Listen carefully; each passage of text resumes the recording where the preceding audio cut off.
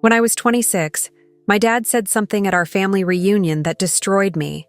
In front of everyone, he announced, "I'm proud of all my children, except the loser." He was looking right at me. I ran away crying, thinking I was the family failure. But 3 days later, I found my mom's hidden safe. What was inside changed everything I thought I knew about my family. What if the man who raised you wasn't really your father?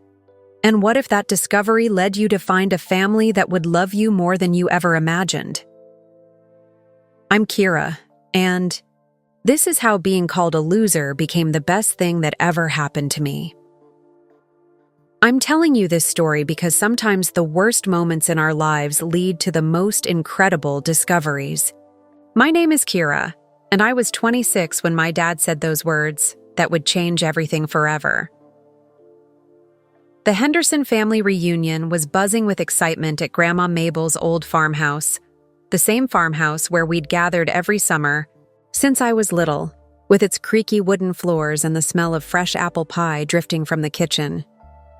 Cousins were chasing each other around the big oak tree in the yard, their laughter mixing with the sound of adults, talking and laughing on the wraparound porch. I sat quietly on the wooden swing that hung from the porch ceiling, watching my 3 siblings shine like they always did. They were the stars of every family gathering, and I was used to being in their shadows. There was Marcus, my older brother by 3 years. At 29, he was already a successful doctor who had just bought his second house in the fancy part of town. Everyone loved hearing about his latest patient saves and his plans to open his own practice. He stood near the barbecue grill, telling Uncle Pete about a complicated surgery he'd performed last week. Then there was Stella, 24, and fresh out of law school. She was the kind of lawyer who never lost a case, the kind who fought for people who couldn't fight for themselves. Right now, she was arguing with cousin Danny about some political issue, and even though she was the youngest person in the conversation, everyone was listening to her like she was the smartest person in the world. And finally, there was Benny, my baby brother. At just 16, he was already smarter than most adults I knew. He'd been accepted to every college he applied to with full scholarships. MET, Harvard, Stanford. They all wanted him. He sat at the picnic table with Grandma Mabel, helping her, with a crossword puzzle that would have taken me hours to finish. Then there was me, Kira, the middle child who taught art to 7th graders at the local middle school. I lived in a tiny apartment above Mrs. Chen's bakery, and my car made strange, rattling noises that I couldn't afford to fix. While my siblings wore expensive clothes and talked about important things, I sat in my old sundress, paint still under my fingernails from working on classroom decorations the night before. Don't get me wrong, I loved my job. There was nothing better than watching a shy kid discover they could create something beautiful, or seeing a troublemaker calm down when they focused on mixing colors. But compared to saving lives, winning court cases, and getting into Ivy League schools, teaching art didn't seem very impressive. The afternoon sun was getting lower when Uncle Pete, Dad's older brother, raised his beer bottle high in the air. His voice boomed across the yard, loud enough to make everyone stop their conversations and look his way. "Hey, Tom," he shouted to my dad, who was flipping burgers at the grill. "You must be so proud of all your kids. Look at these successful children you raised. A doctor, a lawyer, and a future scientist. You hit the jackpot, brother." I felt my cheeks turn red. Uncle Pete had forgotten about me again, but that was normal. People always forgot about the art teacher when there were doctors and lawyers around. But then Dad did something that made my heart stop. He set down his spatula, stood up tall, and puffed out his chest like he was about to make an important announcement. The smile on his face was the kind of proud smile I'd seen him wear when talking about my siblings' achievements. "You're absolutely right, Pete," Dad said, his voice carrying across the suddenly quiet yard. "I'm proud of all my children, except the loser." Time seemed to freeze. The cousins stopped running. The aunts stopped gossiping. Even the birds seemed to stop singing. Dad's eyes found mine across the yard. They looked right at me, sitting on that old wooden swing, and I saw something in them I'd never seen before. Disappointment? Shame? Like looking at me made him sad. My heart stopped beating. Or maybe it started beating so fast I couldn't feel it anymore.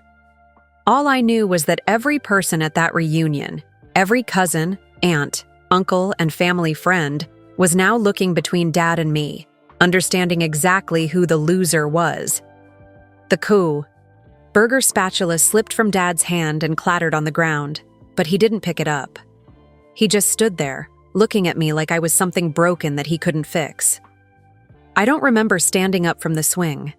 I don't remember walking down the porch steps or across the gravel driveway, but somehow I was at my rattling old car, fumbling with the keys, while my hands shook so badly I could barely get them in the lock. Behind me, I heard voices calling my name. "Kira, wait!" That was Marcus. "Kira, please!" That was Stella. Even little Benny was shouting for me to stop. But I couldn't stop.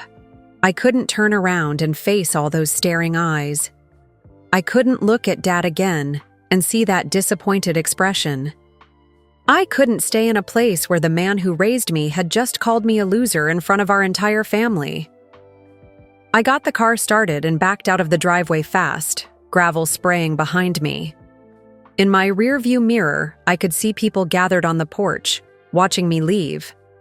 Dad was still standing by the grill, not moving, not chasing after me like the others. As I drove away from Grandma Mabel's farmhouse, tears blurring my vision and my heart, breaking into a million pieces, I had no idea that this terrible moment would lead me to discover secrets that would change everything I thought I knew about my family. But that's getting ahead of myself. Right then, all I knew was that I needed to get as far away as possible from the man who had just told everyone that I was the one child he wasn't proud of. What I didn't know was that this moment would lead me to uncover a truth that would shake our entire family to its core. I drove for what felt like hours with no idea where I was going. My hands gripped the steering wheel so tight my knuckles turned white, and tears kept falling down my cheeks no matter how. Many times I wiped them away. The radio was playing some happy song about summer love, but I turned it off. I couldn't handle anything cheerful right now. Eventually, my car seemed to know where to go even when I didn't. I found myself pulling into the parking area at Miller's Lake, the same place Mom used to take us when we were little kids. She'd pack sandwiches and lemonade, and we'd spend entire afternoons skipping stones and looking for interesting rocks along the shore. Mom had been gone for 8 years now, and I missed her more than ever. She was the one person who always made me feel special, who told me my art was beautiful and important. She never compared me to my siblings or made me feel like I wasn't good enough. I parked under the same old willow tree where our family used to spread out our picnic blankets. The lake was calm and peaceful, with the late afternoon sun making the water sparkle like diamonds. A few ducks swam near the shore, and somewhere in the distance I could hear a lawnmower running at one of the fancy houses across the lake. Sitting on a fallen log by the water's edge, I finally let myself really cry. Not just the tears that had been falling in the car, but deep, ugly sobs that came from somewhere deep in my chest. All those years of feeling like I wasn't smart enough, successful enough, important enough, came pouring out of me like a dam had burst. In elementary school, Marcus and Stella got straight A's while I struggled just to read the words on the page. The letters would dance around and switch places, making simple sentences feel impossible. The teachers said I had something called dyslexia, but all I knew was that reading was hard and made me feel stupid. In high school, my siblings sailed through their classes while I spent hours every night just trying to keep up. They got awards and scholarships while I barely graduated. When they went to college, Everyone talked about how proud they were. When I finally made it through my education degree at the local community college, people acted like it was nice, that I'd found something I could handle. But I thought Dad understood. I thought he knew that teaching kids about art was important work, even if it didn't pay much or impress people at parties. I thought he was proud of me too, just in a different way. Apparently, I was wrong. My phone started buzzing in my pocket. Text after text was coming through, but I wasn't ready to read them. I could see Marcus's name, then Stella's, then even little Benny. They were probably all trying to make me feel better or explain what Dad really meant. But his words had been pretty clear. I'm proud of all my children, except the loser. There wasn't much room for misunderstanding there. As the sun started to set, painting the sky pink and orange, I realized I couldn't go back to my apartment. Not yet. I couldn't face those four walls and spend the night replaying Dad's words over and over in my head. Instead, I found myself driving to the one place that still felt like home, Mom's old art studio. After Mom died, Dad had wanted to sell the little building behind our old house. It was just a converted garage where Mom used to paint and create beautiful things. But somehow, the sale never happened. Maybe Dad couldn't bring himself to get rid of the last piece of her, or maybe he just forgot about it. Either way, it had been sitting there empty for 8 years, locked up and forgotten by everyone except me. I still had the key Mom gave me when I was 18. She'd pressed it into my hand on my birthday and said, "This is where you belong, sweetheart. This is where you'll find yourself when you're ready." I hadn't understood what she meant then, but now I pulled into the overgrown driveway and walked up to the faded blue door with shaking hands. The key still worked. Inside, everything was exactly as Mom had left it. Canvases covered in white sheets, paint tubes that had probably dried up years ago, and brushes sitting in old coffee cans like she might come back any minute to use them. The smell hit me like a warm hug, turpentine and creativity, and something that was just uniquely Mom. Dust particles danced in the light coming through the dirty windows. Mom's easel still stood in the center of the room, and there was something on it I'd never seen before. A painting that hadn't been there the last time I'd visited, which was right after her funeral. It was a portrait of me as a child, maybe 7 or 8 years old. But there was something different about it, something special. In the painting, I was holding a paintbrush and smiling like I knew a wonderful secret. My eyes were bright and confident in a way I couldn't remember ever feeling in real life. In the corner of the canvas, tucked behind the frame, was an envelope with my name written on it in Mom's careful handwriting. My heart started pounding as I pulled it out and opened it with trembling fingers. The letter was dated just 1 week before Mom died, when she was already very sick but still trying to tie up loose ends. "My dearest Kira," it began, and seeing her handwriting made me start crying all over again. "If you're reading this, then something has happened to me and you've found your way back to where you belong. I always knew you would end up here eventually, in this place where creativity lives and dreams come true. There are things you need to know, things I should have told you long ago, but never found the courage to say.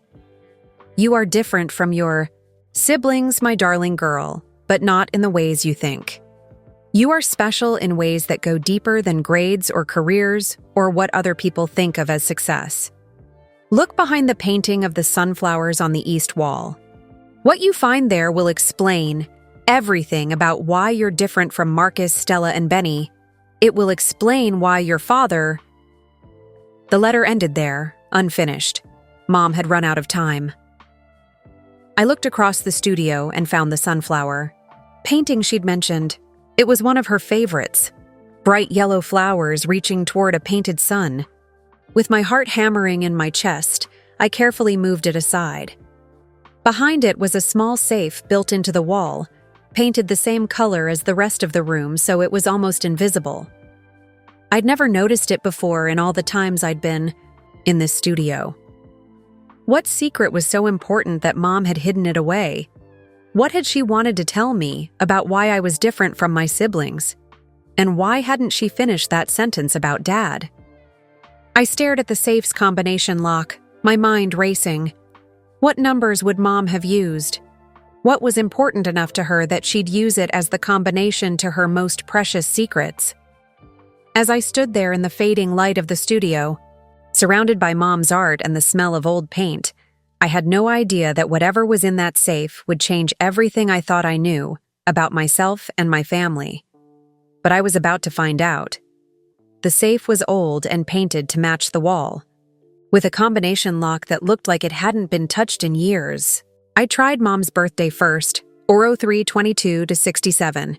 The lock didn't budge. Then I tried my birthday, or 041592. Still nothing.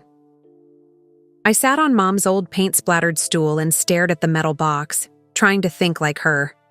What numbers would have been important enough to use as a combination? Our address? The date she and Dad got married? The day she graduated from art school? Nothing worked. For what felt like hours, I tried every date I could think of.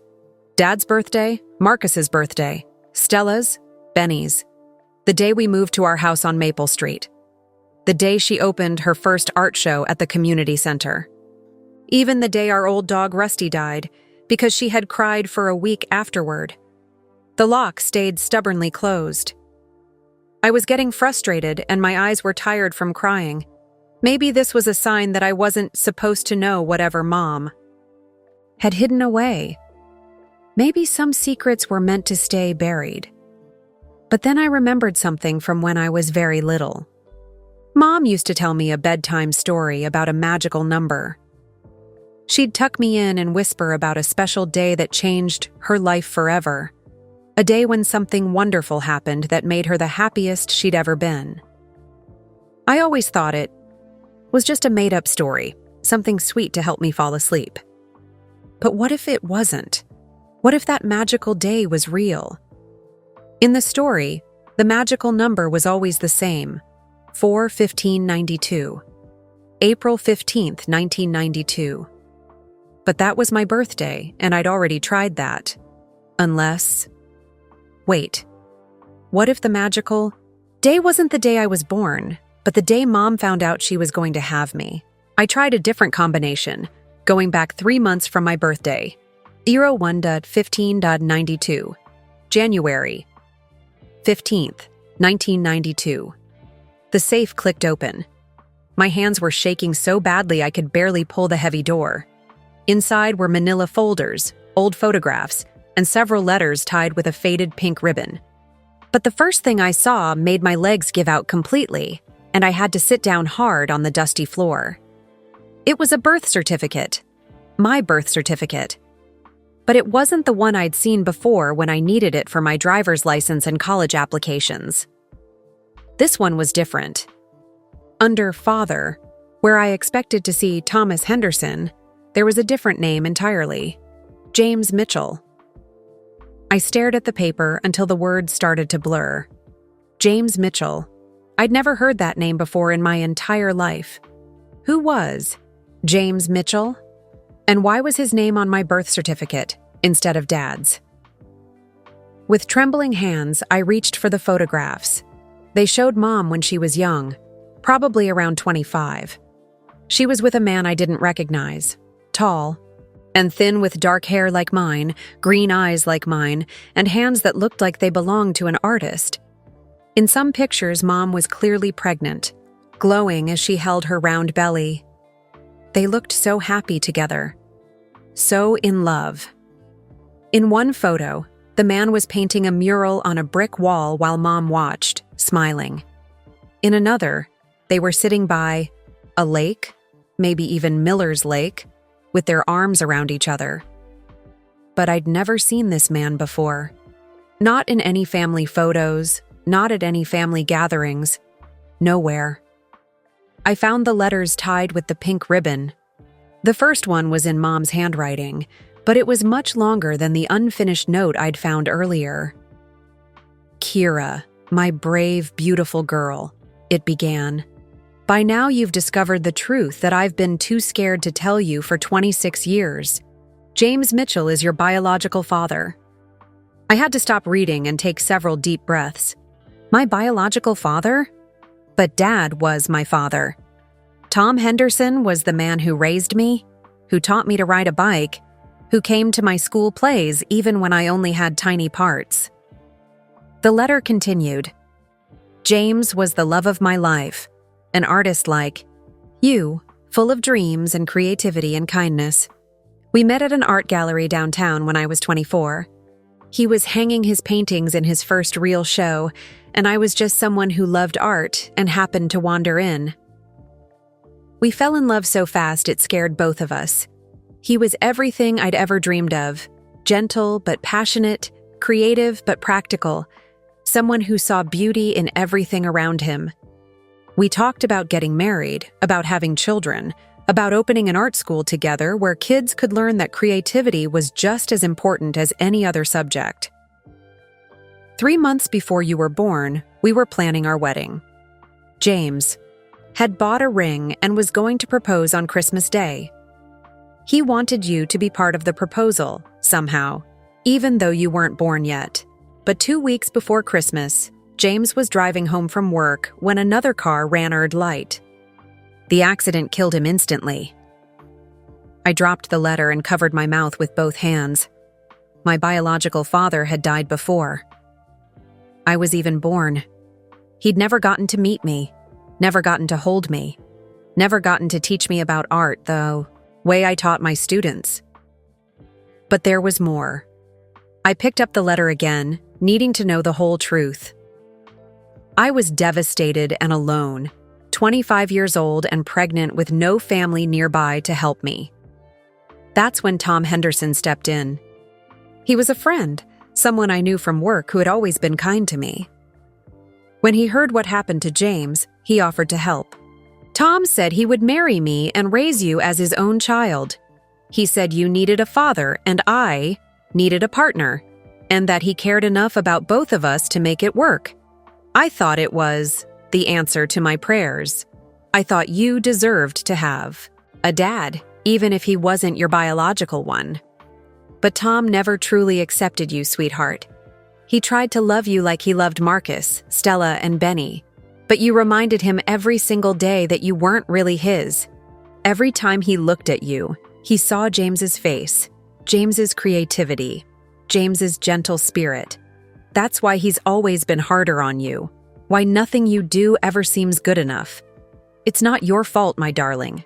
It never was your fault. Your real father was an incredible man.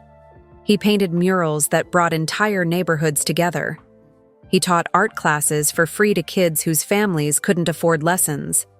He saw beauty where other people saw only problems, hope where others saw only despair. You have his hands, his heart, and his gift for making the world more beautiful. I should have told you years ago, but I was scared. Scared of hurting Tom, scared of confusing you, scared of changing everything when our family seemed to be working. Now I'm running out of time and you deserve to know who you really are. The letter was making me cry so hard I could barely see the words, but I kept reading. There's more, Kira. James had a sister named Rose Mitchell who lives in Portland, Oregon. She never knew about you because James died before he could tell. Her, he was going to be a father.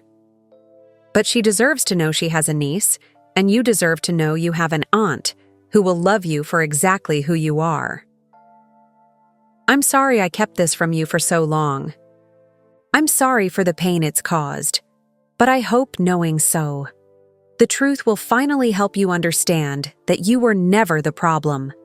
You were never less than your siblings. You were just different because you came from a different kind of love. I love you, my artistic, sensitive, wonderful daughter. Your father would have been so proud of the woman you've become. I sat on the dusty floor of Mom's studio, holding pictures of a father I'd never known existed, crying for a man who died before I could meet him, and finally understanding why I'd never quite fit in with the Henderson family. But there was something else in the safe. Something that would change everything even more than learning about James Mitchell. At the bottom was a thick manila folder marked Legal Documents in Mom's careful handwriting. Inside that folder was a truth that would shake not just my world, but my entire family's understanding of who we really were. With my heart still pounding from learning about James Mitchell, I opened the manila folder with shaking hands. The papers inside were official-looking documents with fancy letterheads and lots of legal words I didn't understand at first. But then I saw something that made me gasp out loud. Adoption papers. But not for me. They were for Marcus. My older brother, the golden child, the one Dad was always proudest of. According to these papers, he wasn't Tom Henderson's biological son either. I read the documents 3 times before I could believe what I was seeing. Marcus's real father was listed as David Chen, a man who had died in military service when Marcus was only 2 years old. Mom had been married to David Chen before she ever met Tom Henderson. My perfect older brother was adopted, just like me. But there was more, so much more. I found medical records that made my hands shake even harder as I read them. They were Tom Henderson's medical files from when he was 18 years old. The diagnosis was clear. Tom Henderson was completely infertile.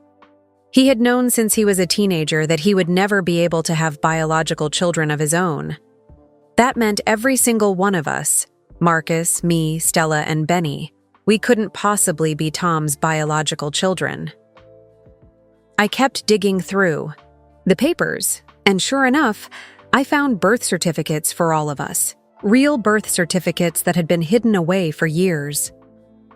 Stella's birth certificate showed her biological father as Robert Santos, a man Mom had dated briefly after David Chen died. The dates showed that Mom had been a young widow trying to figure out her life when she met Robert. And Benny, little Benny, who everyone said was so much like Dad because he was smart and determined. His real father was listed as Michael Thompson, someone Mom had worked with at the library where she had a job before any of us were born. I sat surrounded by papers and photographs, trying to understand what I was looking at. Tom Henderson, the man who had just called me a loser in front of our entire family, had no biological connection to any of his successful children.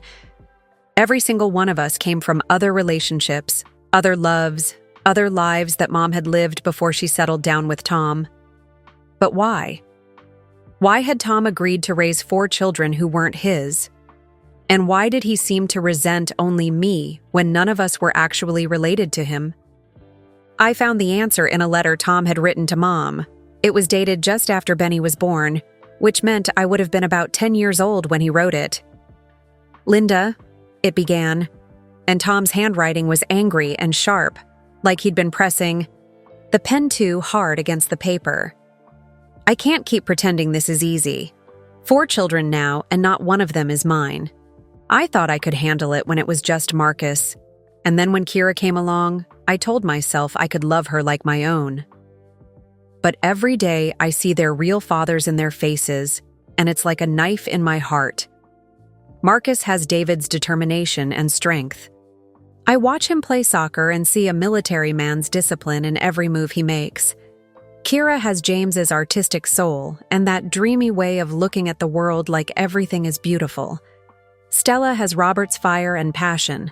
Even as a baby, she fights for what she wants. And now Benny has Michael's intelligence. I can already see it in the way he looks at books and puzzles. I love you, Linda, but I don't know how to love them. They're constant reminders that I'm not enough, that I couldn't give you what you needed to build a family. I stay because I promised I would, because they need a father figure and because I can't bear to lose you. But don't expect me to pretend it doesn't hurt to raise other men's children every single day. I'll provide for them and protect them and do my duty as their father. But I can't love them the way they deserve to be loved, because every time I try, I remember that they're not really mine. I had to stop reading because I was crying too hard to see the words clearly. Poor Tom. All these years, I thought he didn't love me because I wasn't good enough. But the truth was, he was struggling to love any of us because we reminded him of his own limitations. Mom had written back to him, and her response was tucked behind his letter. "Tom," she wrote, and even in her handwriting I could feel her sadness and frustration. "They are your children in every way that matters. You've been there for scraped knees and bad dreams, for school plays and soccer games and first days of school. You've taught Marcus how to throw a baseball and helped Kira with her art projects. You read bedtime stories to Stella and helped Benny learn to walk. Biology doesn't make a father. Love does. David Chen gave Marcus life, but you gave him everything else. James Mitchell gave Kira her creativity, but you're the one who bought her first set of real paintbrushes. Robert Santos gave Stella her fighting spirit, but you're the one who taught her to stand up for herself. Michael Thompson gave Benny his intelligence, but you're the one who reads with him every night. If you can't see that, if you can't understand that being a father is about showing up every day and choosing to love these children, then maybe I made a mistake asking you to be their dad. Maybe I should have stayed single and figured out how to raise them on my own." There was one more document in the folder that made everything even more complicated. It was Mom's will, written just a few months before she died. In it, she left everything to the four of us equally: the house, her savings, her art supplies. But there was a special section about the art studio. She had left it specifically to me, along with a collection of James Mitchell's artwork that she had been secretly keeping safe all these years. According to the will, the paintings hanging in this very studio weren't all Mom's work. Some of them, the ones I'd always admired most, were actually created by my biological father. I was sitting in a room full of art, made by the man whose talent lived in my blood. I looked around the studio with completely new eyes. That landscape, painting of Miller's Lake that I'd always loved, it was signed J.M. in the corner, James Mitchell. The abstract piece with swirls of blue and gold that always made me feel peaceful, also signed J.M. My father's artwork had been surrounding me for years, and I'd never known it. My phone started ringing, making me jump. It was Marcus calling, probably for the 10th time since I'd left the reunion. "Kira, where are you?" His voice was worried. When I finally answered, "Dad's been pacing around the house for hours. He looks terrible. He wants to talk to you. He says he made a terrible mistake." I almost laughed, but it came out as more of a sob. A terrible mistake? Try 26. Years of terrible mistakes. Try building an entire family on lies and secrets and hidden resentments. "I'm not ready to talk to him," I said. "Then talk to me," Marcus pleaded. "Tell me where you are so I can come get you. We're all worried sick." I looked around at the scattered papers, the birth certificates, the photographs of people my siblings had never seen before. Should I tell Marcus the truth right now? Should I explain that the man he thought was his biological father had actually adopted him? That we were all just a collection of other people's children that Tom Henderson had agreed to raise? "Marcus," I said slowly, "what do you remember about Mom's life before she married Dad?" "What? That's a weird question. Why?" "Just, what do you remember?" Marcus was quiet for a moment. "Not much, I guess. I was really little when they got married." "Why are you asking me this, Kira?" "I made a decision that would change everything. Because there are things about our family that none of us know. Things Mom kept hidden. Things that explain why Dad called me a loser today." "What are you talking about?" I took a deep breath and looked at the birth certificate in my lap. Marcus's birth certificate with David Chen's name listed as his father. "Marcus, I think you need to sit down, and then you need to get Stella and Benny and bring them somewhere. Private. Because I'm about to tell you something that's going to change how you see our entire family. Kira, you're scaring me, Marcus said, and I could hear the worry in his voice getting stronger. What do you mean about our family? What did you find? I looked down at all the papers scattered around me on the dusty floor of Mom's studio. Birth certificates, adoption papers, letters, and photographs that told a completely different story than the one we'd grown up believing. I found Mom's secret safe, I said quietly. She left letters for me and documents about all of us. Marcus, the truth is that none of us are Tom's biological children. The silence on the other end of the phone lasted so long I thought the call had dropped. That's impossible, Marcus finally whispered. Dad is my father. He's been my father my whole life. He raised you, yes, but your biological father was a man named David Chen. He was Mom's first husband, and he died in military service when you were 2 years old. I heard Marcus sink into something, probably the old chair in Dad's study where he always went when he needed to think. David Chen, he repeated slowly. I've never heard that name before. None of us have heard any of our biological fathers' names, I said. Mom kept it all secret. But, Marcus, there's more.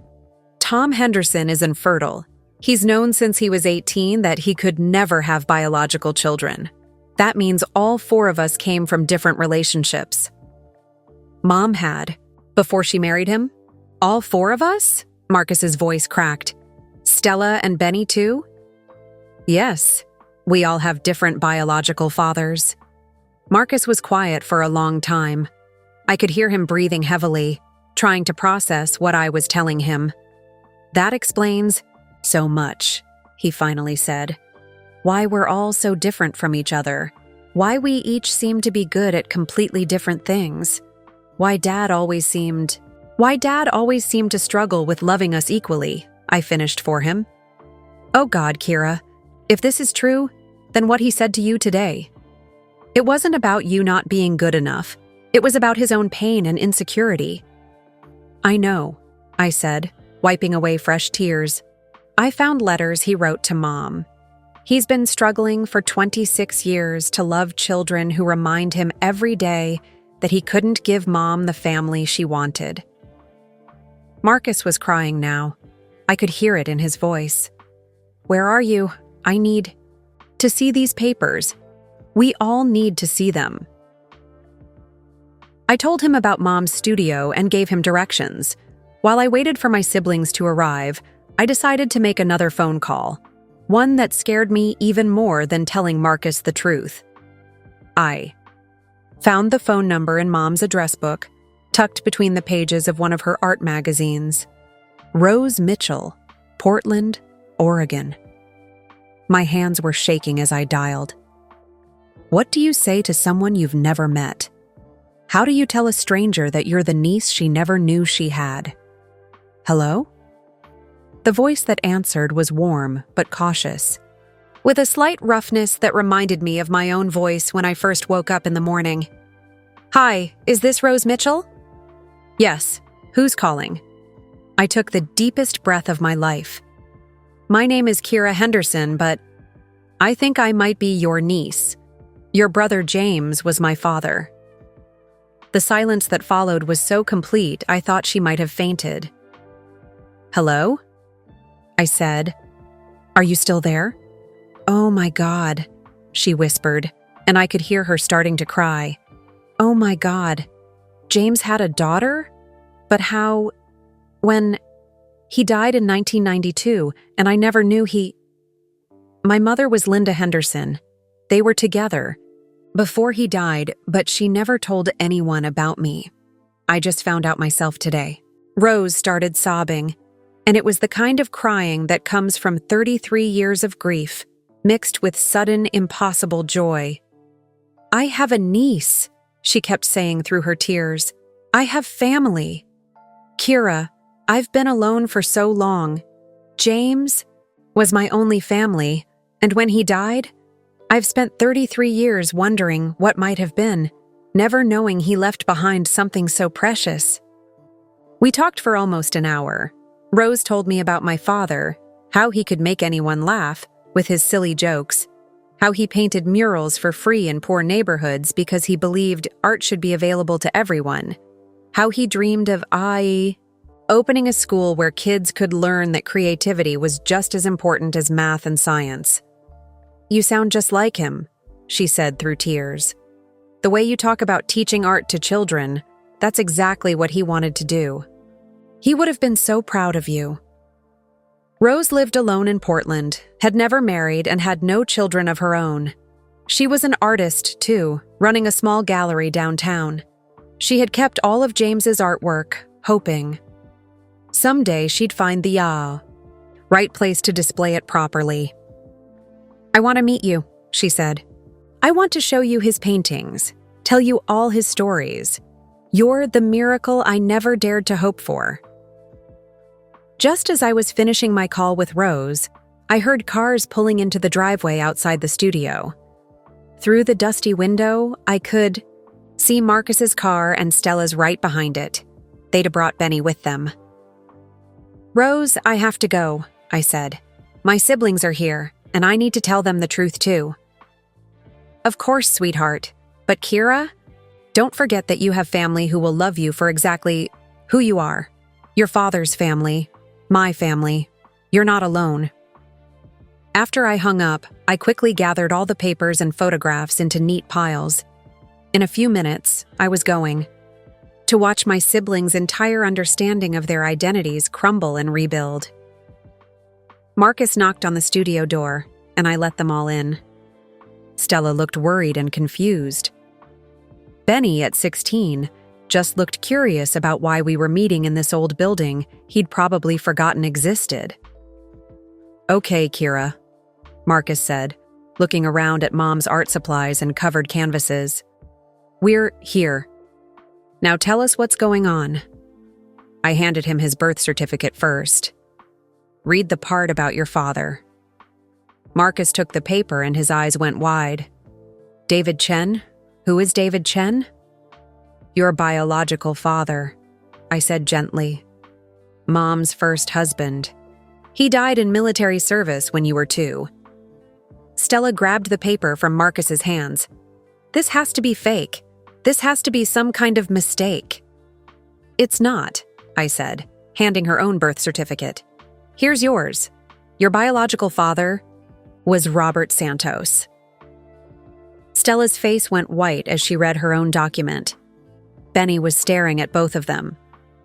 "What's happening? What are you guys talking about?" I handed him his birth certificate too.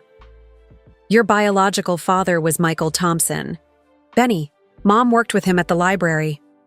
For a long moment, nobody said anything. They just stood there holding papers that proved their entire lives had been built on a lie. "So Dad?" Benny started, then stopped. "Dad is infertile," I said. "He's known since he was 18 that he could never have biological children. He chose to raise all of us, but we're not his blood relatives." Marcus sat down heavily on Mom's old stool. "That's why he said what he said to you today. It wasn't about you being a loser. It was about you reminding him of something painful." "But why you?" Stella asked me. "Why were you different? Why did he single you out if none of us are his real children?" I showed them the photograph of James Mitchell.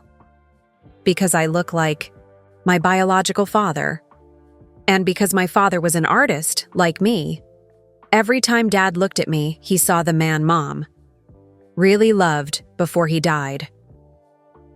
We spent the next hour going through all the documents together.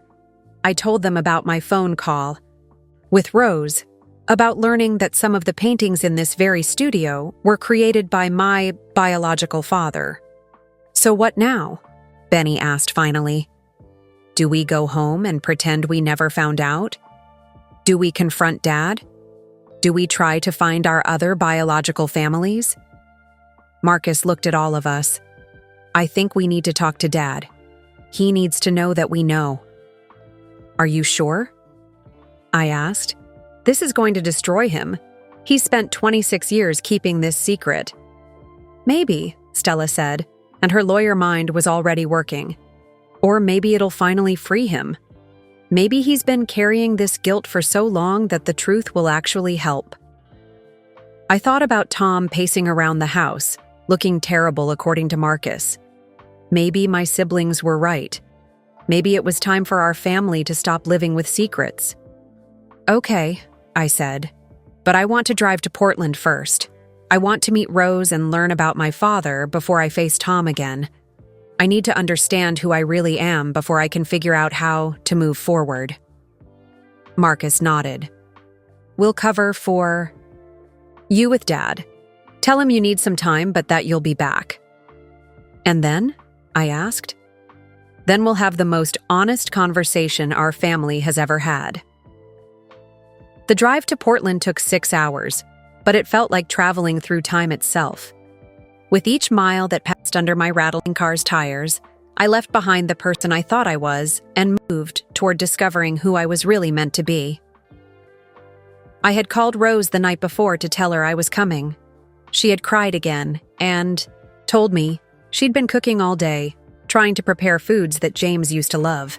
I want everything to be perfect for when I meet my brother's daughter, she'd said through happy tears.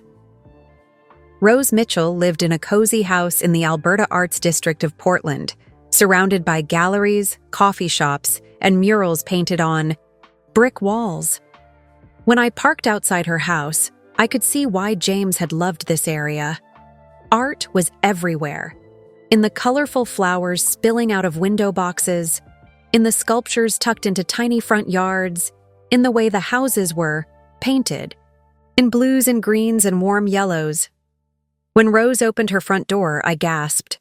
It was like looking at a female version of myself in 30 years. She had the same dark hair with natural waves, the same green eyes that changed color depending on the light, and the same small frame that made people want to take care of her. Kira, she breathed. And then she was pulling me into a hug that felt like coming home after a very long journey. You look so much like him, but you have your mother's smile. I can see Linda in the way your whole face lights up. Her house was filled with art.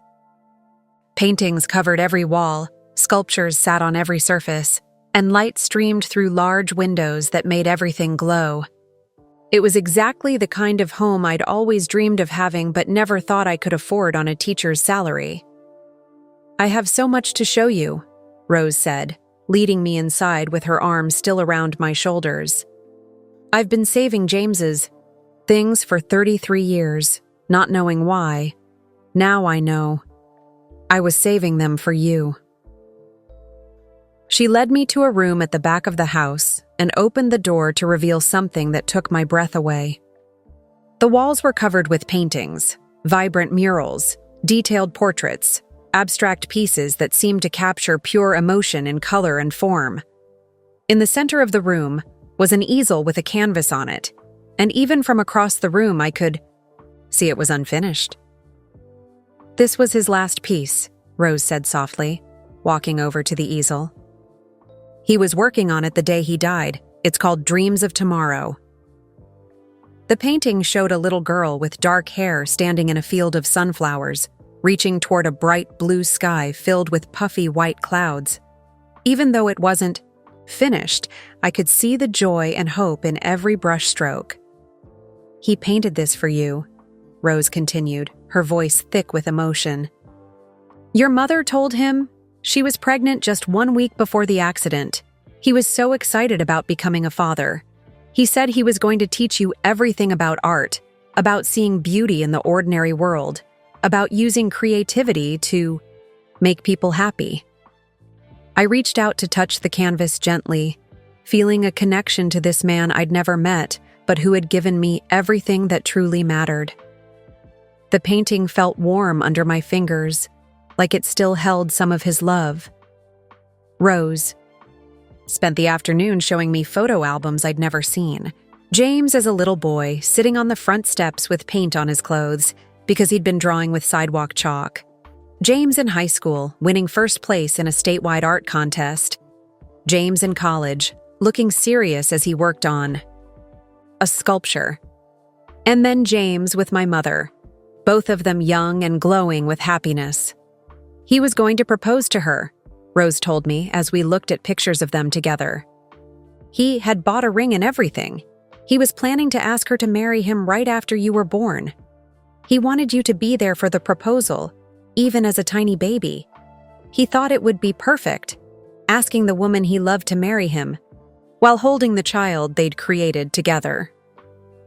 I started crying again, thinking about all the moments we'd never had, all the art lessons, all the father-daughter talks, all the times he could have told me I was special and meant something. But Rose wasn't finished sharing memories. "Let me show you his community work," she said, pulling out another album. "This is what made James happiest, using his art to help other people." The photos showed murals James had painted on the sides of buildings in poor neighborhoods. Bright, colorful scenes that turned ugly walls into windows of hope. There were pictures of him teaching art classes in a community center, surrounded by kids who looked like they'd never owned real art supplies before. One photo showed him painting a mural at a children's hospital, with sick kids in wheelchairs, watching and smiling. He believed art could change the world, Rose explained. Not in big, dramatic ways, but in small, important ones. One person at a time, one painting at a time, one moment of beauty at a time. I thought about my job teaching art to middle schoolers, kids who were awkward and confused and trying to figure out who they were. Some people might think it wasn't important work, but sitting in Rose's house surrounded by my father's legacy, I realized I was doing exactly what James had dreamed of doing, sharing the gift of creativity with the next generation. That evening, Rose made dinner and we talked about everything. She told me about her own art, about the small gallery she ran downtown, about her quiet life surrounded by beauty and creativity. She asked about my childhood, my siblings, my life with the Hendersons. "I'm sorry you grew up feeling like you didn't belong anywhere," she said as we sat at her kitchen table eating homemade soup and fresh bread. "But I want you to know something important. You belong here. You belong with me. This is your family, too." After dinner, she showed me the guest room she'd prepared. It was painted in soft blues and greens, with some of James's smaller paintings. Hanging on the walls, on the nightstand was a framed photo of James holding a paintbrush, smiling at whoever was taking the picture. "Stay as long as you want," Rose said, hugging me goodnight.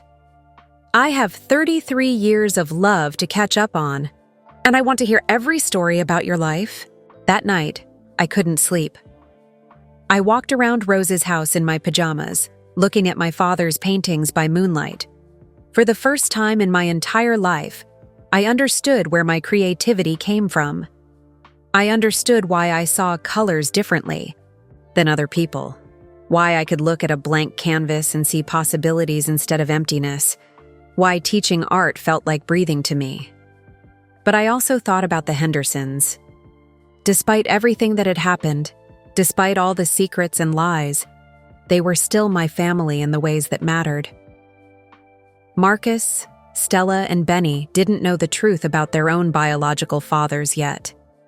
They were still living in a world where they thought Tom Henderson was their real dad. Did they deserve to know the truth? Would it help them understand themselves better? Or would it just cause more pain? And what about Tom? He was broken and jealous and had hurt me deeply with his words. But he was also the man who had chosen to raise 4 children who weren't his own, even when it was hard for him. He had stayed when it would have been easier to leave. He had provided for us and protected us and been there for scraped knees and bad dreams, even when every day reminded him of his own limitations.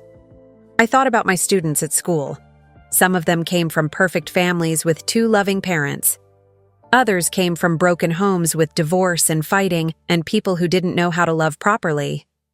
But what I'd learned from teaching them was that family isn't just about blood, and it's not even always about love. Sometimes family is just about showing up.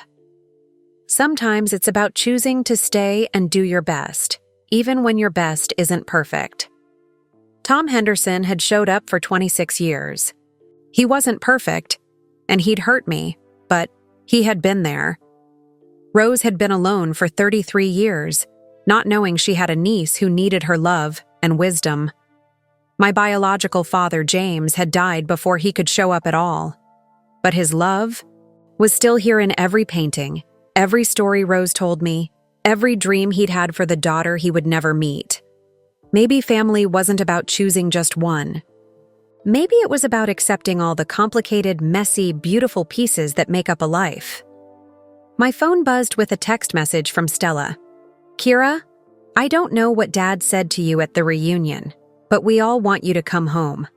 You're not a loser. You're our sister and we love you no matter what." Then one from Benny. "Dad's been crying all day since you left. I've never seen him like this. He keeps saying he made a terrible mistake. Please come back so we can fix this." And finally, one from Marcus. "I talked to Dad about what happened. He knows what he said was wrong and stupid. But there's something else going on, Kira.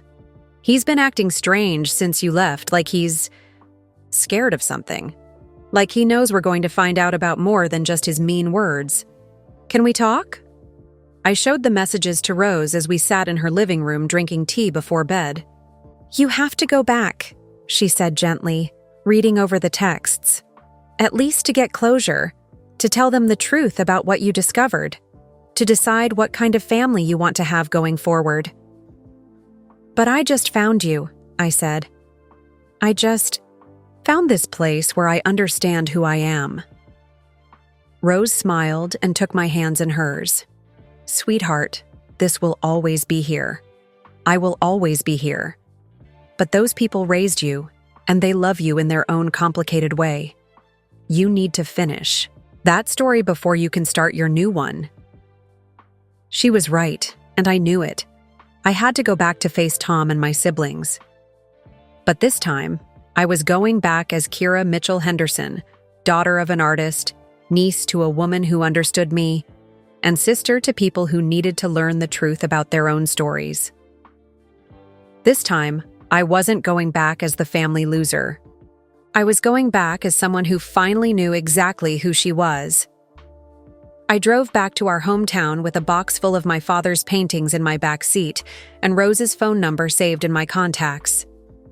My heart was pounding as I pulled into the Henderson driveway, but it was a different kind of nervousness than I'd felt driving away from the reunion. This time, I wasn't running away from the truth. I was bringing it home with me. Through the living room window, I could see the whole family gathered together. Marcus was pacing back and forth like he did when he was worried about a patient. Stella was sitting on the edge of the couch, leaning forward like she was ready to jump up at any moment. Benny was in Dad's old recliner, but he looked too anxious to actually relax. And Tom was sitting in his usual spot on the couch, but his shoulders were hunched and his head was in his hands. Marcus must have been watching for my car, because he opened the front door before I could even knock. "Thank God you're back," he said, pulling me into a tight hug.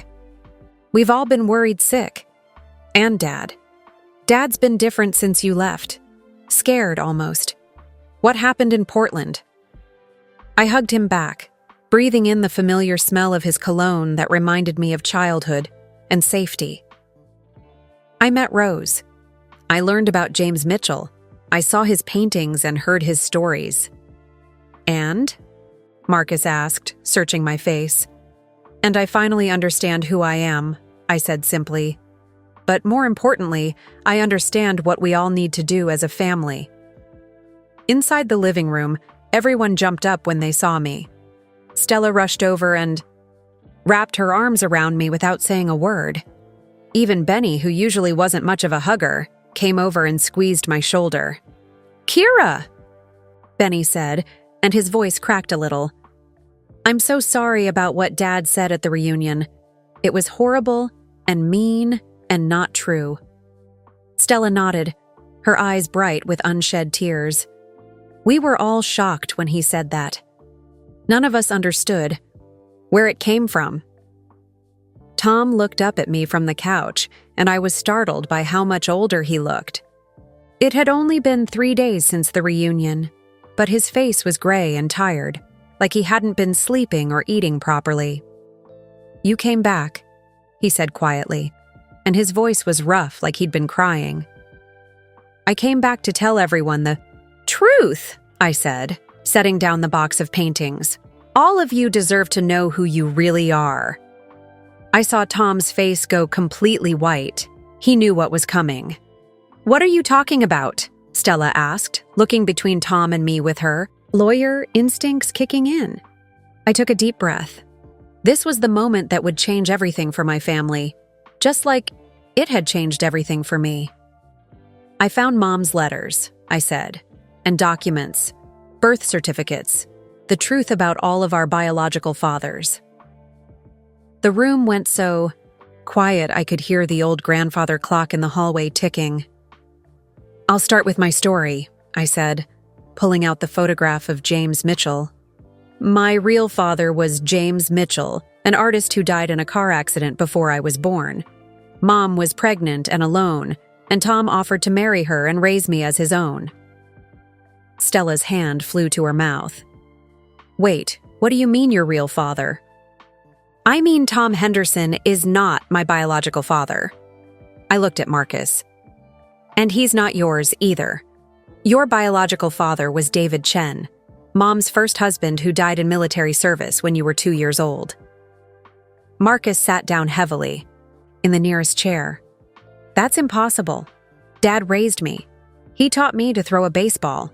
He came to all my soccer games." "He did," I agreed. "But David Chen gave you life. And Stella," I turned to my sister, "your biological father was Robert Santos." Stella stared at me like I was speaking a foreign language. "Are you telling me that none of us are actually related to Dad?" "That's exactly what I'm telling you. Benny, your biological father was Michael Thompson, a man Mom worked with at the library." Benny, who was usually the smartest person in any room, just sat there with his mouth open, trying to process what I was saying. "The reason Tom called me a loser," I continued, "is because I reminded him most of my real father. Because I was the one who followed in James's footsteps instead of becoming what Tom wanted me to become. Because every time he looked at me, he saw the man Mom truly loved." Tom finally spoke, his voice barely louder than a whisper. "How did you find out?" "Mom left everything in a safe behind the sunflower painting in her studio. Letters, documents, photographs. The truth about why you could never love me the same way you love the others." The room erupted then. Stella started crying. Marcus was pacing again, running his hands through his hair. Benny just kept staring at me like I was a puzzle he couldn't solve. "This can't be real," Stella said through her tears. "Are you saying our whole lives have been a lie?" "Not a lie," I said gently. "Just complicated. Tom Henderson may not be our biological father, but he's still the man who raised us." "Is this true?" Marcus demanded, turning to face Tom. "Are we really not your biological children?" Tom nodded slowly, tears streaming down his face. "Every word she said is true." "Why didn't you tell us?" Benny asked, and for the first time since I'd known him, my brilliant little brother sounded completely lost. Tom took a shaky breath. "Because your mother made me promise not to. She said you were all my children in every way that mattered, and she was right. But I let my own problems poison that truth." "What problems?" Stella asked, using her lawyer voice even though she was crying. "I'm infertile," Tom said, the words coming out like they were being torn from his throat. "I've known since I was 18 that I could never have biological children of my own. When I married your mother, I thought I could handle raising other men's children. I thought love would be enough." "And it wasn't?" Marcus asked. "And I could." hear the hurt in his voice. "It should have been," Tom said. "But every day I saw your real fathers in each of you. Marcus, you have David's strength and determination. Stella, you have Robert's passion for justice. Benny, you have Michael's brilliant mind. And Kira," he looked directly at me. "Kira, you have James's artistic soul and his way of seeing beauty everywhere. You were all better than me, and you got that from them, not from me." I pulled out one of James's paintings from the box, a portrait of children playing in a park, their faces full of joy and wonder. "This is what my biological father painted," I said. "But Tom, James never got to teach me to ride a bike. He never scared away my first boyfriend. He never stayed up all night when I had pneumonia. He never came to my art shows or school plays or graduation." Tom's eyes filled with fresh tears. "You did all those things," I continued. "You weren't perfect, and you hurt me badly with what you said at the reunion. But you were there. You showed up. That has to count for something." Stella wiped her eyes and looked around at all of us. "So what happens now? Do we try to find our biological father's families? Do we pretend this conversation never happened? Do we all need therapy?" "I already found my family," I said, smiling through my own tears. "James's sister Rose has been alone for 33 years, not knowing she had a niece. She wants to be part of my life, and I want her to be." "What's she like?" Benny asked, his curiosity overcoming his shock. "She's wonderful. She has all of James's paintings and stories. She told me about my father's dreams and his work helping kids through art. But she also said something important." I looked around at my family. "She said family isn't about choosing one or the other. It's about accepting all the pieces that make up your story." Marcus nodded slowly. "So we can learn about our biological fathers and still be a family with Dad." "If that's what we all choose," I said, looking at Tom. Tom was crying harder now. "I don't deserve it. I don't deserve any of you. I spent 26 years making Kira feel like she wasn't good enough, all because I was jealous of a man who died before she was born." "Maybe you don't deserve it," Stella said gently. "But we're not offering forgiveness because you deserve it. We're offering it because we choose to." Benny, who had been quiet through most of this conversation, finally spoke up. "Dad, I'm angry. I'm angry that you kept this from us, and I'm angry that you made Kira feel bad for being herself. But I'm also sad for you because you missed out on so much happiness by being jealous of the people who were already gone." Tom nodded. "I know. I wasted so many years being angry at ghosts instead of being grateful for the family I had." "Then don't waste any more time," I said. "I'm willing to try to rebuild our relationship, but it has to be different. You have to see me for who I am, not who I remind you of." "I want to try," Tom said. "I want to be the father you deserved all along." Marcus looked around at all of us. "So we're doing this? We're staying a family?" "A different family," Stella said. "An honest family. A family that includes Rose," I added. "And maybe, if any of you want, we can learn about your biological fathers, too." Benny grinned for the first time all evening. "This is actually kind of amazing. We're like a family of mysteries that finally got solved." Tom laughed through his tears. "Your mother would have loved this moment. All of you choosing love over hurt, choosing to stay together despite everything I did wrong." I thought about Mom's unfinished letter, about all the secrets she'd kept to protect us. Maybe she was wrong to keep them, but she was right about one thing. Love really is a choice. Family really is a choice. "There's one more thing," I said, pulling out James's unfinished painting of the little girl reaching toward the sky. This was my father's last piece. He painted it for me before I was born. Rose says I can finish it if I want to. Tom looked at the painting for a long time. That's beautiful, he said softly. He would have been proud of the woman you became. The teacher you are, the artist you are, the person who was brave enough to forgive a foolish old man. Are you proud of me? I asked, the question I'd been waiting 26 years to have answered honestly. Tom met my eyes without hesitation. I've always been proud of you, Kira. I was just too broken and scared to show it properly. But yes, I'm proud of the teacher you've become. The way you help kids discover their creativity, and the strength you showed by walking away when I hurt. You and then coming back when we needed healing. For the first time in 26 years, when Tom Henderson told me he was proud of me, I believed him completely.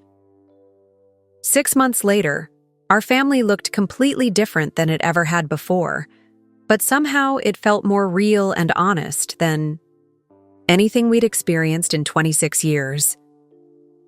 Marcus had spent weeks researching David Chen's family and discovered he had a half-brother named Mike living in California.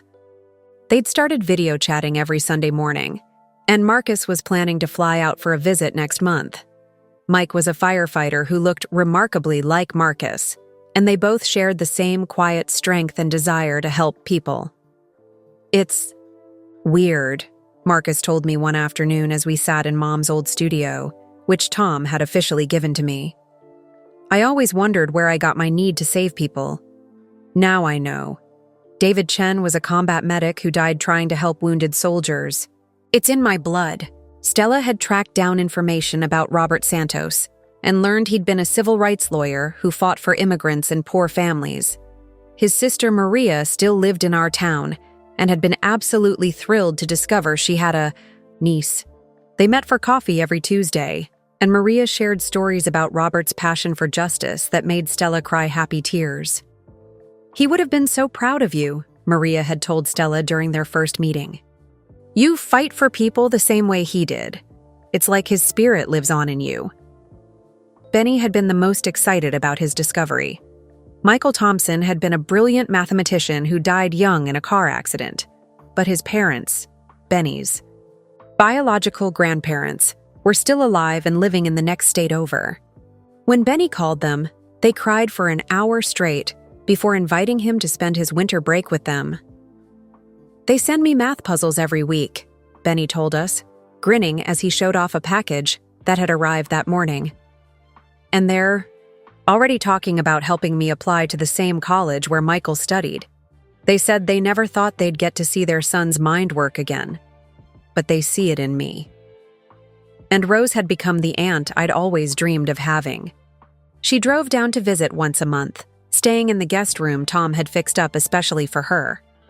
On her visits, she brought more of James's paintings and told me stories about our father that made him feel real and present in my life. But the biggest change was in Tom himself. Learning the truth and having it out in the open seemed to lift a weight he'd been carrying for decades. He started going to therapy to work through his feelings of inadequacy and jealousy. More importantly, he began reaching out to each of us individually, trying to build real relationships instead of just playing the role of father.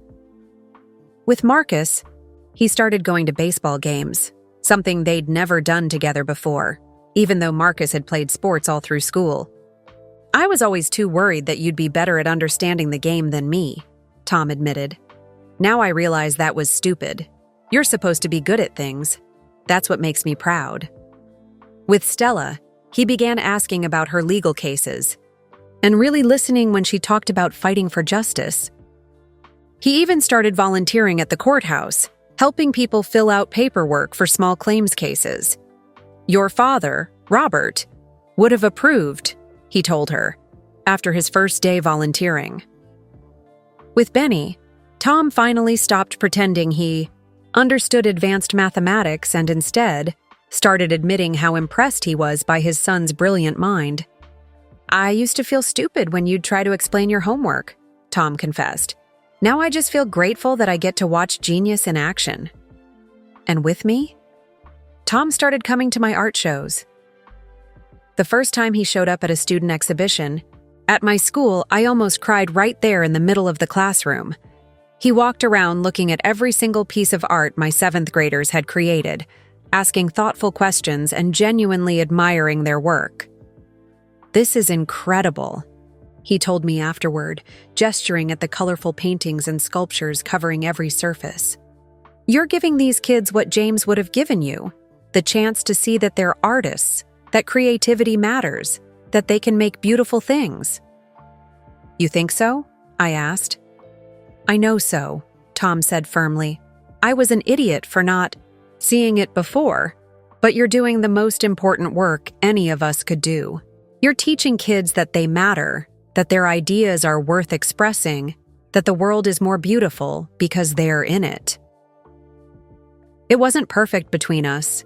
We still had awkward moments and difficult conversations. 26 years of hurt feelings don't disappear overnight, but we were building something new on the foundation of truth instead of secrets. The real test came at Christmas. Rose came to stay with us for the holidays, along with Mike Chen, Maria Santos, and Michael Thompson's parents, Frank and Dorothy. Our little family Christmas had become a gathering of people connected by love, loss, and the complicated beauty of chosen family. Tom was nervous about hosting everyone. "What if they blame me for keeping the truth hidden for so long?" he asked me while we were hanging Christmas lights. "What if they think I was a terrible father to their relatives' children? Then you'll apologize and try to do better going forward," I told him.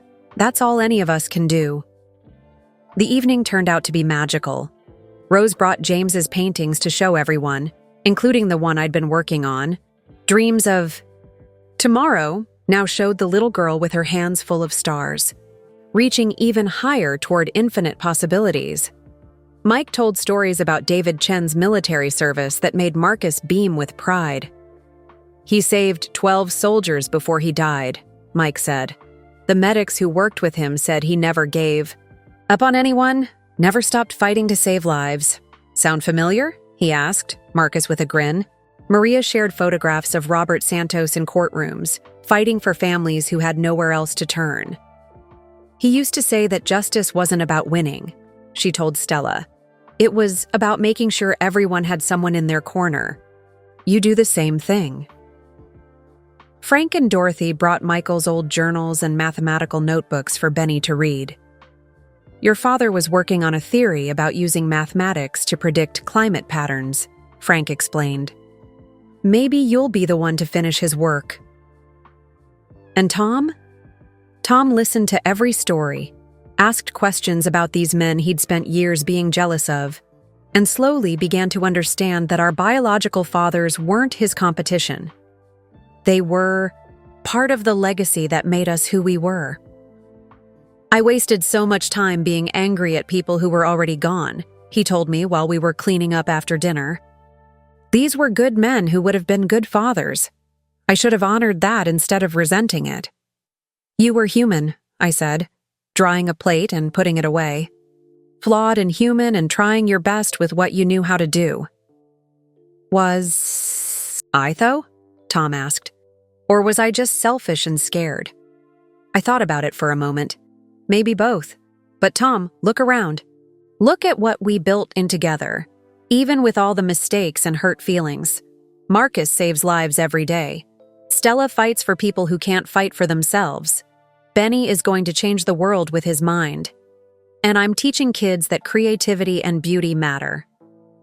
Tom smiled through tears. "You all turned out better than I ever dreamed possible." "Not despite you," I said. "Partly because of you. You showed up, you stayed. You provided for us and protected us and loved us the best way you knew how. That has to count for something." Late that night, after everyone had gone to bed, I found Tom sitting in the living room looking at the Christmas tree we'd decorated together. All the ornaments told stories, some from our childhood, some new ones that represented the family we were becoming. "Thank you," he said when I sat down beside him. "For what?" "For giving me a second chance. for teaching me that love isn't about possession or jealousy or proving you're better than ghosts from the past, for showing me that family is about celebration, not competition. I looked at our tree with its mix of old and new decorations and thought about how perfectly it represented us. We were a family built from different pieces, different stories, different kinds of love. But somehow, all those pieces fit together to create something beautiful. Tom, I said, using his first name like I had been doing more often lately. I have something to tell you. He looked worried. What? I'm proud of you too, for choosing to change when it would have been easier to stay defensive, for going to therapy and doing the hard work of becoming better, for welcoming Rose and all these new family members instead of feeling threatened by them. Tom started crying again, but they were happy tears this time. Your mother would be proud of all of us, he said. She would, I agreed. But I think she'd be especially proud that we chose truth over comfortable lies and love over fear. As we sat there in the glow of the Christmas tree lights, surrounded by evidence of our complicated, beautiful, ever-expanding family, I realized that sometimes the worst moments in our lives really do lead to the most incredible discoveries. Sometimes being called a loser is exactly what you need to find out who you really are. 3 months after that perfect Christmas, Rose called me with news that would bring everything full circle. "Kira, I want to do something special," she said over the phone, her voice bubbling with excitement. "I want to open a memorial exhibition for James at my gallery. His work deserves to be seen by the world, and I think it's time." My heart jumped. Really? You'd do that? Not just me, we'd do it together.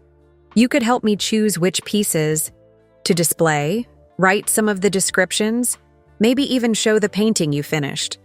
What do you think? I thought about James's unfinished painting that now hung in my bedroom, completed with stars in the little girl's hands.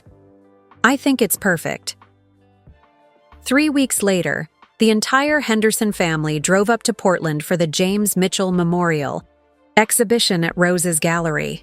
Even Tom came, which surprised everyone, including himself. "I want to see the work of the man who gave me my daughter," he'd said when I invited him. "It's time I stopped being afraid of James Mitchell and started being grateful to him." The gallery was packed with people. James's art had touched many lives during his short time on Earth, and word had spread through the Portland art community that his work was finally being displayed properly. Former students, community members who remembered his murals, and fellow artists all gathered to celebrate a man who had been gone for 34 years, but whose impact was still felt. I stood next to Dreams of Tomorrow, watching people's reactions to the painting I'd completed. Many stopped and stared, drawn to something they couldn't quite name about the image of the little girl reaching for the stars. "That's beautiful," a young girl said to her mother as they looked at the painting. "The little girl looks so happy, like she believes anything is possible." "She does," the mother agreed, "like she knows something wonderful is going to happen." Tom appeared beside me, studying the painting carefully. "Is this how your father saw you? Full of infinite possibilities?" According to Rose, yes. He believed every child was born with unlimited potential. "He was right," Tom said quietly. "I'm sorry it took me so long to see that in you." Marcus, Stella, and Benny joined us, along with all our extended family members. We stood together looking at this painting that represented so much: loss, hope, dreams deferred, and dreams fulfilled. "You know what I realized?" Stella said, her voice thoughtful. "We're all in this painting. We're all that little girl reaching for the stars. We just reach for different kinds of stars." Rose had asked if she could say a few words at the opening, and as the evening progressed, she clinked her wine glass to get everyone's attention. "I'd like to say something about my brother James, and about the miracle that brought us all together tonight," she began. The gallery fell quiet, and I could see tears in several people's eyes already. James believed that art was about connection, Rose continued. He believed that when you create something beautiful, you're creating a bridge between your heart and someone else's. Tonight, looking around at all of you, I see that he was absolutely right. She looked directly at me. 34 years ago, I lost my brother in a terrible accident. But 6 months ago, I gained a niece, and through her, I gained all of you. James's death was a tragedy that broke my heart. But his legacy, his daughter, her family, their love for each other, and all the connections that grew from that love, that legacy is beautiful beyond words. Tom stepped forward, surprising everyone, including me. I'd like to say something too, if that's okay. Rose nodded, and Tom cleared his throat nervously. I spent a lot of years being jealous of James Mitchell, he began, his voice shaking slightly. He was everything I thought I wasn't: creative, confident, naturally gifted. I was afraid that if people knew about him, they'd see that he was better than me in every way. His voice grew stronger as he continued. But standing here tonight, surrounded by his art and his family, I realize I had it all wrong. James gave my children genetics and potential, but I got to give them experiences. He gave them their talents, but I got to watch them develop those talents into something amazing. Tom looked at each of us in turn. James gave Kira her artistic soul, but I got to see her become a teacher who helps other kids discover their creativity. He gave Marcus his caring nature, but I got to watch him become a doctor who saves lives. He gave Stella her sense of justice, but I got to see her fight for people who need someone in their corner. He gave Benny his brilliant mind, but I got to watch him grow into someone who will use that intelligence to make the world better. The room was completely silent except for the sound of people crying. I'm not jealous anymore, Tom continued, his eyes finding mine. I'm grateful. Grateful that James loved Linda enough to give me Kira. Grateful that I got to be the father who was there for all the moments James couldn't be. Grateful that somehow, despite all my mistakes, we built something beautiful together. He looked around at all the paintings surrounding us. James, I wish I could have met you. I wish I could thank you for giving me the privilege of raising your daughter.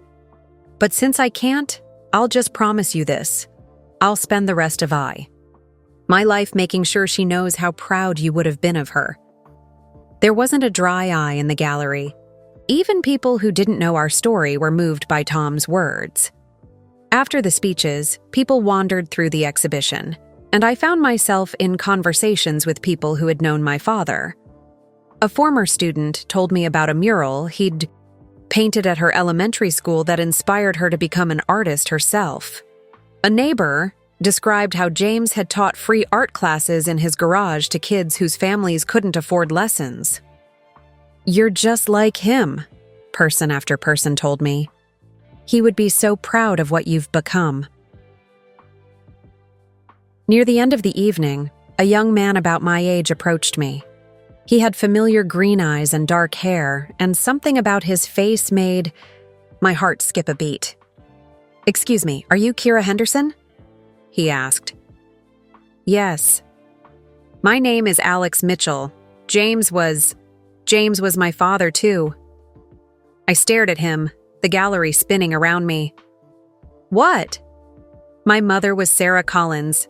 She and James dated for about a year before he met your mother.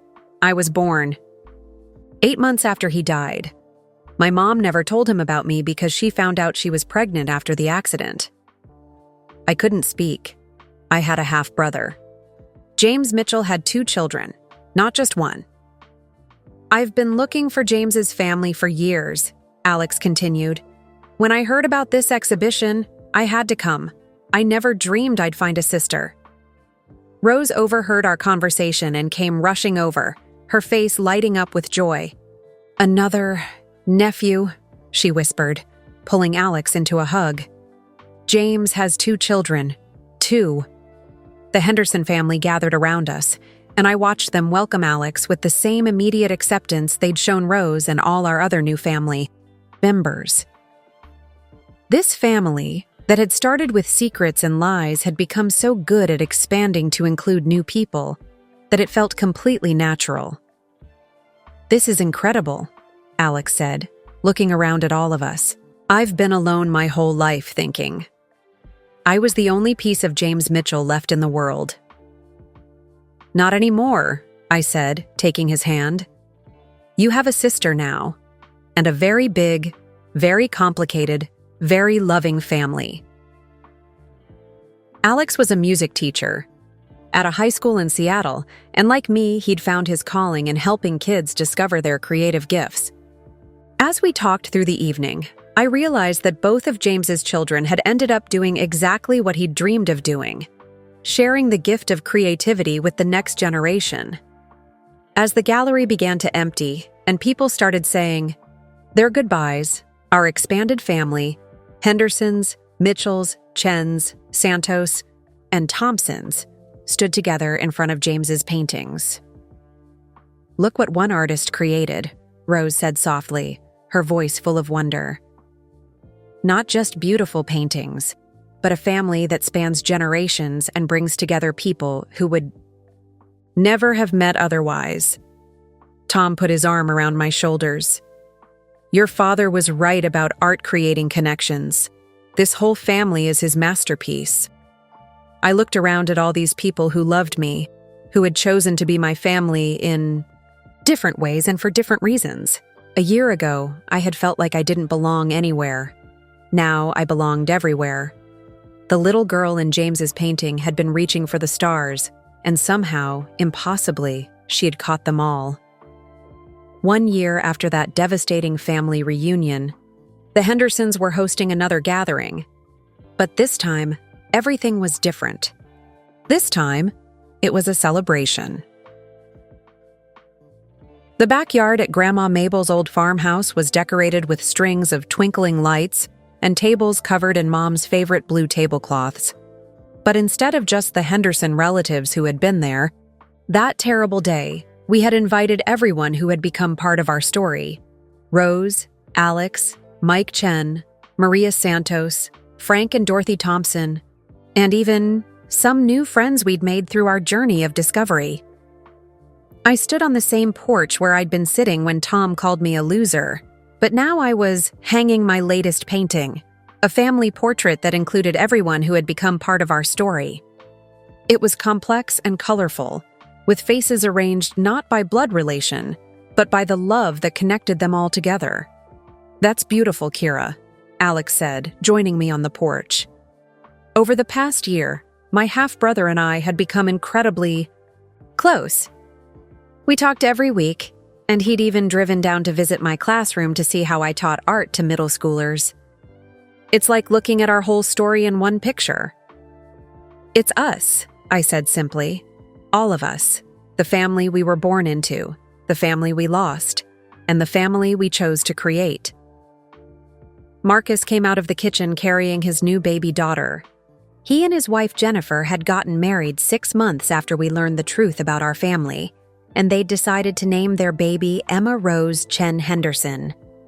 It was a long name, but it told the story of who she was and where she came from. "I want Emma to grow up knowing all her family's stories," Marcus had told us when she was born. "The complicated ones and the beautiful ones. I want her to understand that family isn't just about who you share blood with. It's about who you share love with." Stella appeared with her fiancé David, who she'd met through Maria Santos at a legal conference. Sometimes the connections in our expanded family led to unexpected gifts. They were planning a wedding for next spring, and Stella had asked both Tom and Robert Santos's brother Carlos to walk her down the aisle. "Has anyone seen Dad?" Stella asked, looking around. "He was supposed to help me hang the banner we made." We found Tom in Mom's old art studio, which he'd spent the last year helping me renovate into a proper workspace. He was sitting quietly, looking at a new painting I'd been working on a portrait of Mom surrounded by all her children, both biological and chosen. "She would have loved today," he said without looking up from the painting. "She would have," I agreed, sitting beside him on the bench he'd built for the studio. "But I think she'd be most proud of you." Tom looked surprised. "Me? Why?" "Because you chose to change. Because when you were faced with the truth about yourself, you decided to become better instead of staying defensive. Because you turned your biggest weakness into your greatest strength." Over the past year, Tom had continued going to therapy and had become a completely different person. Not perfect, none of us were perfect, but honest and trying every single day. He'd started volunteering at the community center where James used to teach art classes, helping with after-school programs for kids whose parents worked late. I do it to honor all the biological fathers who can't be there for their children, he'd explained to me. David, James, Robert, Michael. They would have been amazing dads if they'd lived. The least I can do is try to be the kind of father they would have been. "I have something for you," Tom said, pulling out a small wrapped package from his jacket pocket. Inside was a jewelry box, and when I opened it, I found a necklace that took my breath away. The pendant was a tiny reproduction of James's dreams, of tomorrow painting, set in glass, and surrounded by a delicate silver frame. "Rose helped me commission it," Tom explained. "She found an artist who specializes in turning paintings into jewelry. I wanted you to have something that honors both. Your fathers, the one who gave you your dreams, and the one who got to watch you achieve them." I put the necklace on, feeling the weight of both legacies around my neck. "Thank you," I whispered. "Thank you," he replied, "for giving me a second chance, for teaching me that love isn't about possession or jealousy, for showing me that being a father is about celebrating your children, not competing with their other parents." We walked back outside together, where the party was in full swing. Benny was at a picnic table with Frank Thompson, working on some complicated math problem, while Dorothy watched them both with a proud smile. Rose and Alex were deep in conversation with some of James's old art friends who had driven down from Portland for the celebration. Maria Santos was telling Stella and her fiancé stories about Robert's most famous court cases. But the most beautiful sight was watching all the children running around together. Marcus's baby Emma in her carrier, Stella's fiancé's nephew. From his first marriage, some neighbor kids who had wandered over, and Alex's girlfriend's daughter who had come along for the weekend. They were playing and laughing, creating their own connections that had nothing to do with our complicated family histories. "Look at that," Tom said, watching the children play. "The next generation. They'll grow up, knowing that family is about love, not just blood. They'll never have to wonder if they belong somewhere." Uncle Pete, the same uncle who had made the comment at last year's reunion that started everything, walked over to us. He looked nervous and ashamed. "Tom, I owe you and Kira both an apology," he said. "What I said last year about being proud of successful children, I had no idea it would cause so much pain." Tom shook his head. "You don't owe us an apology, Pete. You accidentally gave us the push we needed to finally deal with some truths we'd been avoiding for too long." "Still," Pete continued, "I've been thinking about it all year. Real success isn't about money or fancy jobs. It's about raising people who make the world better.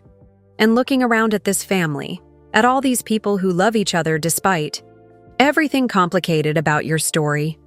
This is what real success looks like." As the evening wore on, people shared stories and memories. Rose told tales about James's childhood and his dreams for the future. Mike Chen shared memories of his brother David's courage in the military. Alex played some of the songs he'd written about finding family late in life. But the most moving moment came when Tom stood up to address the crowd. "A year ago, I said something terrible that hurt someone I love very much," he began, his voice carrying across the yard. "I called my daughter a loser because I was too broken and scared to see that she was actually the winner among all of us. He looked directly at me. Kira, you were brave enough to leave when you needed space, strong enough to seek the truth when it was painful, and generous enough to come back and help all of us heal. You brought this entire family together. You turned our secrets into connections and our pain into love. The crowd was completely silent, hanging on every word. But more than that, you taught me what it really means to be a father. It's not about creating children. It's about nurturing them. It's not about making them into copies of yourself. It's about helping them become the best versions of themselves. It's not about being threatened by their differences. It's about celebrating what makes them unique. Tom's voice grew stronger and more confident. So tonight, in front of everyone who matters to us, I want to say what I should have said a year ago. I am proud of all my children. I am proud of Marcus for saving lives, of Stella for fighting injustice, of Benny for his brilliant mind that will change the world, and of Kira for her beautiful heart and artistic soul that makes everyone around her feel special. He paused, his eyes getting teary. But mostly, I'm proud that they all chose to keep me as their father even when I didn't deserve it. The applause was thunderous, but I barely heard it. I was too busy crying happy tears and thinking about how far we'd all come. As the party wound down and people started to leave, I found myself back on that same porch swing where everything had started. But now I wasn't alone and hurting. Rose sat on one side of me, Alex on the other, and Tom in a chair facing us with Marcus, Stella, and Benny gathered around. "So what happens now?" Alex asked, looking around at our complicated, beautiful family. "Now, we keep being a family," I said simply. "We keep choosing each other, keep growing, keep learning how to love better." Tom nodded. "And we keep your mother's memory alive by being the family she always dreamed we could be. Honest, loving, and always making room for one more person who needs to belong somewhere." I looked up at the stars, thinking about dreams and possibilities, and the little girl in James's painting who had learned to reach so high that she could hold starlight in her hands. Sometimes the worst moments in our lives really do lead to the most incredible discoveries. Sometimes family isn't about the people you're born to. It's about the people who choose to love you and the people you choose to love back. And sometimes, if you're very lucky, you get both. 1 year ago, Tom Henderson had called me a loser in front of our entire family. Tonight, surrounded by more love than I'd ever dreamed possible, I finally understood the truth. I had never been the loser. I had always been the one who was loved. And that's how I learned that sometimes being called a loser is exactly what you need to discover who you're meant to be. Sometimes the worst moments lead to the most beautiful beginnings. I'd love to know, where are you listening to this story from? Drop a comment and tell me your city or country. If this story touched your heart or made you think about your own family differently, please hit that like button. It really helps spread these stories of hope and healing to people who might need to hear them. And don't forget to subscribe to our channel. We're here to share stories that remind us all that kindness, forgiveness, and love can transform even the most broken situations into something beautiful. There's another incredible story waiting for you right now. Click on the video appearing on your screen. You won't want to miss it. Thank you for listening, and remember, you are never the loser in your own story. You are always worthy of love.